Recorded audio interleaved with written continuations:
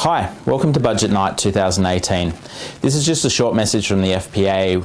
We've just seen Scott Morrison release the 2018 budget. We've had Dimitri Diamantis, our policy manager, down in the budget lockup, and he's given us all the headlines and all the important information for you tonight. We just want to remind you that tomorrow we have a budget webinar where we'll be going into a lot more detail around the information that was contained in the budget, which is going to be important for you and all your clients going forwards over the coming years. The government's budget focused on a number of little changes this year rather than making any sweeping wholesale reforms to the economy or the budget more broadly. We've seen a number of income tax relief measures which were flagged before the budget, and the main impact of those is going to come with structural reform, removing the 37% tax bracket from the 24-25 financial year. We're going to see a lot more flexibility for retirees, with an extension of the pension loan scheme to all pension age individuals.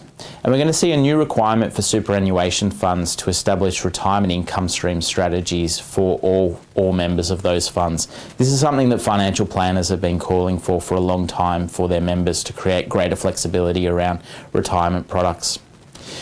We heard before the budget was announced that self-managed super funds would be able to increase their members from 4 to 6. That was confirmed in tonight's budget.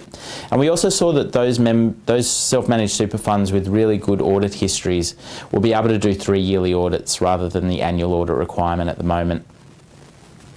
There'll be a new ban on superannuation exit fees, and there's going to be a new auto consolidation requirement for superannuation funds that are both inactive and have small balances, so that super is consolidated more effectively for all Australians.